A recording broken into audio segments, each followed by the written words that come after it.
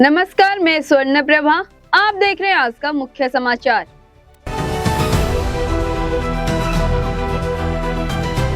विपक्ष के नेता और बीजेडी अध्यक्ष नवीन पटनायक ने एससीबी मेडिकल कॉलेज और अस्पताल में हुए हादसे को बड़ी दुखद घटना बताते हुए गहरा दुख जताया, जिसमें 12 लोगों की मौत हो गई। उन्होंने कहा कि इतनी बड़ी घटना के लिए जिम्मेदारी तय नहीं जरूरी है। अधिकारियों ने बताया कि बुधवार के सुबह दक्षिण पश्चिम दिल्ली में दिल्ली मेट्रो के पाला मेट्रो स्टेशन के पास श्री राम चौक के करीब बहुमंजिल सियारती इमारत में भीषण आग लगने से कम 7 लोगों की मौत हो गई और कई अन्य गंभीर रूप से घायल हो गए। दिल्ली अग्निशम सेवा और दिल्ली पुलिस के अनुसार आग बुझाने और बचाव अभियान के चलाने के लिए घटनास्थल पर लगभग 30 दमकल गाड़ियां भेजी गई। अमेरिका ने मंगलवार को हुमजू जल डमरू मध्य के पास ईरानी मिसाइल ठिकानों पर हवाई हमले किए। इस ऑपरेशन में 5000 पाउंड के भारी भरकम डीप पेनिट्रेटर बमों का इस्तेमाल किया गया, जिसका मकसद अंतर्राष्ट्रीय जहाज जरानी के लिए पैदा होने वाली खतरों का खत्म करना था। अमेरिका सेना ने अहम समुद्री रास्ते के पास ईरान के समुद्री तट पर बयान ईरानी मिसाइल ठिकानों पर हमला करने के लिए कई तरीके से भारी हथियारों का इस्तेमाल किया। वर्ल्ड फूड प्रोग्राम WFP ने चेतावनी दी है कि अमेरिका, इजराइल और ईरान के बीच चल रहे संघर्ष अगर युद्ध में जारी रहता रहा तो दुनिया में भर के भूख का रिकॉर्ड स्तर पहुंच सकता है। जिनेवा में एक प्रेस कॉन्फ्रेंस में बोलते हुए WFP के डिप्टी एग्जीक्यूटिव डायरेक्टर कार्ल स्कायू ने कहा कि दुनिया के पहले से ही गंभीर खाद्य संकट का सामना कर रही है, जिसमें लगभग 320 मिलियन लोग इस समय खराब मौसम, संघर्ष से और अकाल के कारण गंभीर खाद्य अनुसार का सामना कर रही है।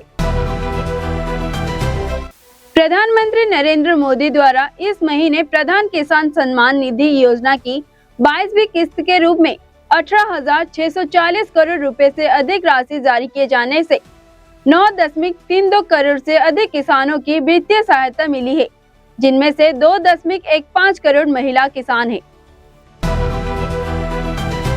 जब भारतीय रिजर्व बैंक RBI ने अनुभवी बैंकर के मिस्त्री को 19 मार्च को प्रभावी 3 महीने की अवधि के लिए HDFC बैंक का अंतरिम अंशकालीन चेयरमैन का नियुक्त करने के लिए मंजूरी दी, तो बैंक ने विलक्षण के साथ एक प्रेस कॉन्फ्रेंस कॉल की। इस बातचीत के दौरान मिस्त्री ने कहा कि उन्होंने ये भूमिका इसलिए स्वीकार की क्योंकि यह उनकी निजी मूल्य और सिद्धांतों के अनुरूप थी। नोएडा इंटरनेशनल एयरपोर्ट से हवाई यात्रा का इंतजार कर रहे यात्रियों के लिए बड़ी खुशखबरी है। एयरपोर्ट पर अब पूरी तरीके से उड़ान के लिए तैयार हो चुका है और सभी जरूरी प्रक्रिया लगभग पूरी हो गई है। हाल ही में DGCA के एयरड्रोम लाइसेंस के हो चुका है। वही bureau of civil aviation security ने भी सुरक्षा मंजूरी दे दी है। अब इस एयरपोर्ट से उड़ान शुरू होने के लिए केवल औपचारिक उद्घाटन बाकी है। इसके शुरू होने के बाद नोएडा और आसपास के क्षेत्रों में यात्रियों को बड़ी सुविधा मिलेगी और दिल्ली से NCR में हवाई कनेक्टिविटी का मजबूत होगी। दिल्ली हाई कोर्ट ने ILBS अस्पताल में गरीबों को मिलने वाली सीमित इलाज पर दिल्ली सरकार से जवाब मांगा है।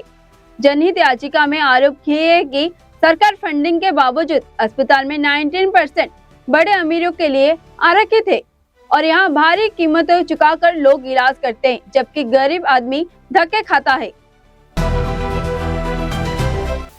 बीते 7 मार्च से उत्तराखंड के मौसम खराब बना हुआ है। पहाड़ी जिलों में बारिश और बर्फबारी होने के तापमान में भी रोजाना उतार चढ़ाव देखने को मिल रहा है।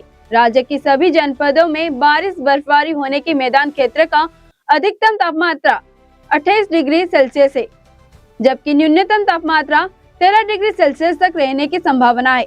वही पहाड़ी क्षेत्र में विशेषकर मुक्तेश्वर आदि के अधिकतम तापमान 16 डिग्री सेल्सियस खिसककर 14 डिग्री सेल्सियस और न्यूनतम तापमात्रा 6 डिग्री सेल्सियस तक रह सकता है।